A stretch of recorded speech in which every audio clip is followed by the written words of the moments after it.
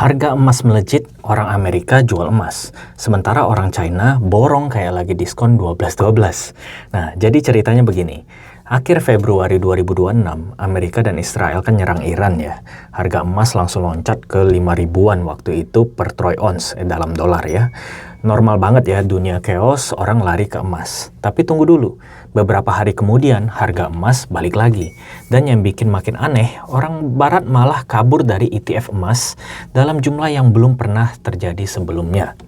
Maret 2026, ETF emas di Amerika kehilangan 2 juta ons dalam sebulan.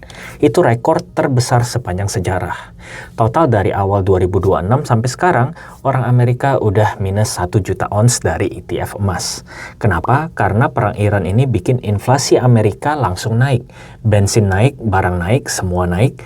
Terus The Fed, bank sentralnya Amerika, itu nggak mau nurunin suku bunga. Mereka nahan. Dan kalau suku bunga masih tinggi, ya kenapa harus pegang emas yang nggak kasih bunga sama sekali? Mending taruh di obligasi Amerika, aman ada bunganya.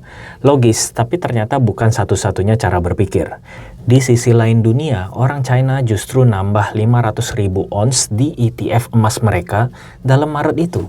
Total dari awal 2026 itu plus 2 juta ons. Sekarang China duduk di 10 juta ons, hampir rekor tertinggi sepanjang masa. Kenapa beda banget? Yang pertama, itu yuan lagi melemah. Kalau mata uang kamu melemah, harga emas dalam mata uang lokal kamu malah naik. Jadi buat mereka diskon di dolar. Jadi dari sisi yuan, beli sekarang sebelum semakin mahal. Yang kedua, Bank Sentral China udah borong emas 16 bulan berturut-turut.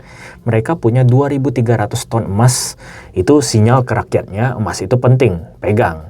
Yang ketiga, saham lokal lagi jelek. Obligasi nggak menarik. Kemana lagi coba? Jadi kalau orang Amerika lihat emas dan mikir yield versus opportunity cost, orang China lihat emas dan mikir ini tameng gua dari kekacauan. Nah, ini bagian yang menarik. Selama ini kita tahu emas sama dengan safe haven. Dunia kacau, emas naik. Tapi ternyata enggak sesimpel itu. Sekarang pasar emas udah terbelah menjadi dua. Barat jual, timur beli.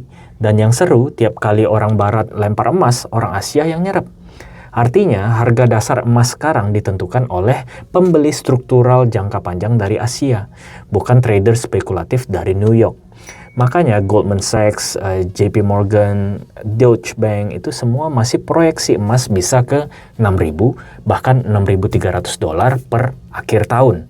Tentu ini bukan nasihat keuangan ya, jadi do your own research.